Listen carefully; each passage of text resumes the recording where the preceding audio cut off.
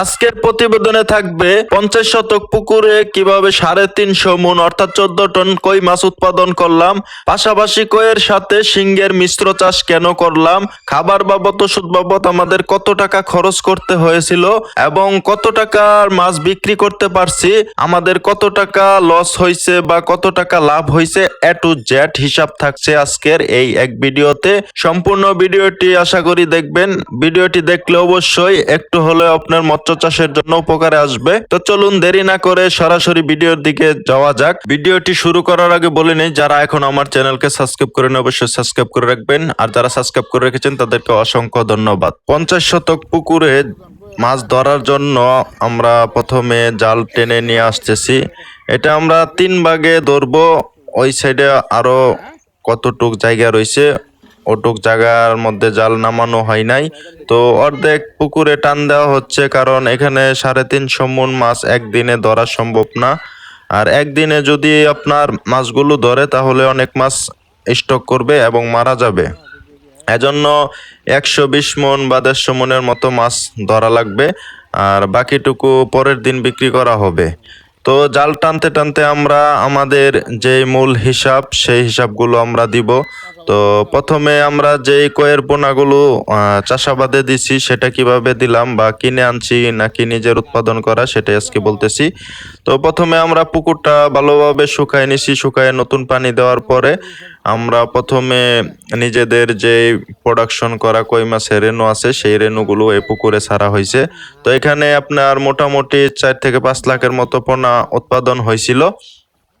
তো 4-5 লাখ পোনা উৎপাদনের মধ্যে 1.5 লাখ পোনা বিক্রি করা হয়েছে, আর যে পোনাগুলো ছিল সেই পোনাগুলো এখানে রাখা হয়েছে কালচারের জন্য।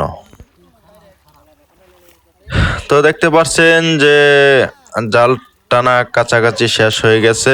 তো ভিডিওর ফাঁকে ফাঁকে আপনাদের সাথে সবকিছু শেয়ার করব, আপনারা সম্পূর্ণ ভিডিওটি দেখবেন। তো কালচার দেওয়ার পরে এখানে আমাদের কই মাছে তেমন লাভ হবে না, আমরা জানি কই মাছে খাবার খাই বেশি, গ্রোথ হয় কম বা ওজনে কম আসে। যে খাদ্যর দামের তুলনায় কইয়ের বাজার কম থাকার কারণে আপনার লাভটা কম হয়। এজন্য কইয়ের সাথে শিঙ্গের যে মিশ্র চাষটা সেটা আমরা এখানে দিয়ে দিছি। কারণ আমরা যদি 1 লাখ শিং মাছ এখানে দেই তাহলে আমার শিং মাছের জন্য এক্সট্রা খাবার দিতে হবে না। কই মাছের জন্য যেই খাবারটা দিব শিং মাছের সেই খাবারগুলো খেয়ে বড় হবে, এবং কই মাছে যদি আপনার লাখ টাকা লস হয় তো শিং মাছে আপনার ওদিকে 1-2 লাখ টাকা লাভ হয়ে যাবে। তো এজন্য মূলত কই মাছের সাথে শিং মাছ মিশ্র চাষ করা, এটাই আমাদের মূল উদ্দেশ্য। তো আমাদের টার্গেট এখানে 350 মণ মাছ, কারণ আমরা পুকুরে সর্বমোট খাবার খাওয়াইছি 18 টন। তো 18 টন মাছের খাবারের দাম আসে মোটামুটি 16.5 লাখ টাকা। আর পুকুর যখন প্রস্তুতি করছি রেণু ফালানোর জন্য তখন 20,000 টাকার মতো খরচ হয়েছে। আর ওষুধ বাবদ আরো 20,000 টাকা, যেমন চুন, লবণ, পটাশ এরকম ওষুধ দিতে হয়েছে, সেই ওষুধ বাবদ গুলো খরচ হয়েছে 20,000 টাকা। আর এখানে মোট আপনার জাল বাড়া যে আছে, এই যারা জাল দিয়ে মাছ ধরে দিচ্ছে বা গাড়িতে তুলে দিচ্ছে তাদের একটা খরচ আছে, এদের মোট খরচ হলো আপনার 40,000 টাকা। তো আমাদের মোটামুটি সব মিলিয়ে 17,30,000 টাকার মতো খরচ হয়েছে পোনা থেকে শুরু করে এ পর্যন্ত। তো আমরা পরের ভিডিওগুলো দিছি না, এখানে আজকের যে 3 ভাগের 1 ভাগ মাছ ধরা হয়েছে সেই ভিডিওটা দিছি। তো আমাদের মোট হিসাব হচ্ছে যে আমরা এখানে 14 টন মাছ বিক্রি করছি, অর্থাৎ 350 মণ মাছ বিক্রি করছি। তো 350 মাছ মণের এখন বর্তমান বাজার 132 টাকা। তো 32 টাকা করে বিক্রি করা হয়েছে। তো আমাদের মোট মাছ বিক্রি করা হয়েছে আপনার 19 লাখ টাকার মতো। তো আমাদের ওদিকে খরচ গেছে 17,30,000 টাকা। তো আমাদের বিক্রি হয়েছে 19 লাখ টাকার মতো। তো এভাবে আরো লাখ টাকার মতো যদি আমরা বাদ দেই তাহলে আমাদের লাভ তেমন একটা থাকে না, খুবই সীমিত। তো লাভ না থাকার কারণে, কারণ আমরা পূর্বে কই মাছ চাষ করছি, কই মাছ চাষ করে তেমন বেনিফিট পাই নাই। এবং যারা চাষ করতেছেন, ভিডিওটি দেখতেছেন, যারা চাষ করে মানে প্র্যাকটিক্যালে চাষ করে যারা ফলাফল পাইছেন, তারাও বলতে পারবেন যে কই মাছের চাষে কীরকম লাভ হয়। তেমন লাভ হয় না। শিং মাছে যেমন ডাবল লাভ হয়, কই মাছে তেমন ডাবল লাভ হয় না। তো আমরা 18 টন খাবার খাওয়াইয়া আমরা মাছ পাইছি 14 টন, তাহলে আমাদের 4 টন ওজন ঘাটতি আছে। তো এবং খাবারের দাম আপনার 91,000 টাকা টন, এবং গাড়ি ভাড়া আছে আপনার প্রতি বস্তা 20 টাকা। তো এইভাবে লাখ টাকার মতো খরচ হয়ে যায়। আর মাছ বিক্রি আছে 132 টাকা। 132 টাকার মধ্যে লেবার খরচ আপনার জাল ভাড়া যাবো গা 10 টাকা 5 টাকা করে।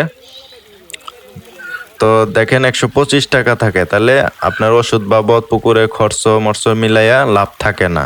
তো সেজন্য আমরা কইয়ের সাথে শিংয়ের চাষ দিছি, যাতে কই মাছ বিক্রির পরে আমরা 70-80 মন বা 100 মন যাই শিং মাছ পাই। তো সেই শিং মাছগুলো বিক্রি করে আমাদের পুরো টাকাটাই লাভ থাকবে।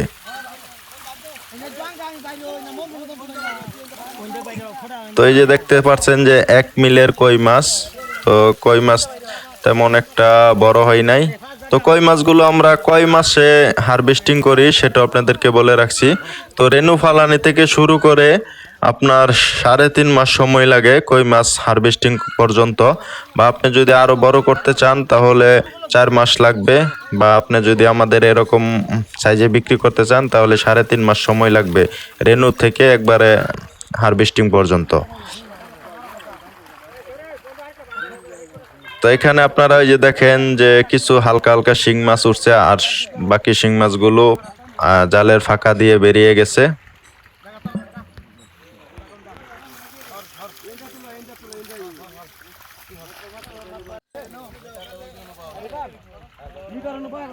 এই যে দেখেন শিং মাছগুলো উঠছে, এই যে শিং মাছগুলো দেখা যাচ্ছে, এই যে দেখতে পাচ্ছেন যে শিং মাছ। তো আপনাদেরকে জন্য বলছি যে আমরা পাশাপাশি শিং মাছগুলো দিয়ে রাখছি, কারণ আমাদের ভালো একটা বেনিফিট আসবে শিং মাছ থেকে।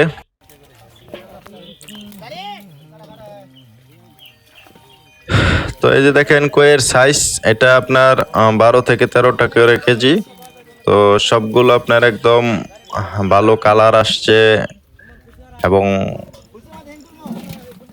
তো আরেকটা কথা বলে রাখি যে আমরা পুকুর পরিচর্যা কিভাবে করছি। কই মাছের আসলে তেমন একটা পরিচর্যা করতে হয় না, শিং মাছের যেমন পরিচর্যা করতে হয় কি আর খেয়াল করতে হয়।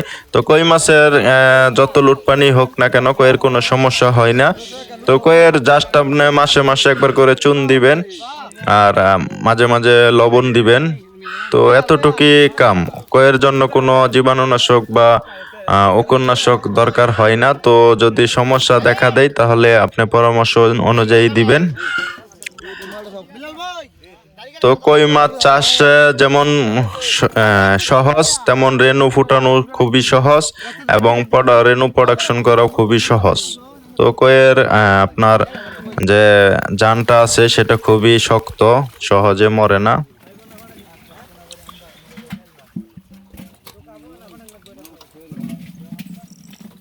তো মোটামুটি আজকের ভিডিওতে বলা হয়েছে। তো এই যে দেখেন যে মাছগুলো এদিক থেকে নেওয়া হইতেছে। তো এখানে অনেকেই মনে করবেন যে এটা কখনোই সম্ভব না, আমাদের চাইতেও আরো অধিক ঘনত্বে অন্যান্য জায়গায় চাষ করতেছে। তো আমাদের একটাই আমরা নিজেদের পোনা চাষ করি, এজন্য আমাদের লাভ মোটামুটি হয়, লস হয় না। আর যারা দূর থেকে পোনাগুলো নিয়ে আসেন তাদের আপনার অনেক টাকা লস হয়। তো এখানে এই যে দেখতে পাচ্ছেন যে গাড়ি, ওদিকে একটা গাড়ি, এখানে একটা গাড়ি। তো এভাবে অনেকটি গাড়ি লোড করা হয়েছে। তো সবাই ভালো থাকবেন, সুস্থ থাকবেন। আজকে এ পর্যন্তই। ভিডিওটি ভালো লাগে থাকলে অবশ্যই চ্যানেলকে সাবস্ক্রাইব করে রাখবেন এবং কমেন্টে আপনার মতামত জানাবেন। সবাইকে ধন্যবাদ জানিয়ে আজকের ভিডিওটি শেষ করতেছি।